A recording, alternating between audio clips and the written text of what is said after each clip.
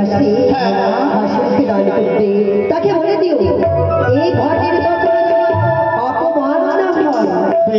অপমান করলে যে আমার করবে হেলা, তার করবো আমি সর্বহারা।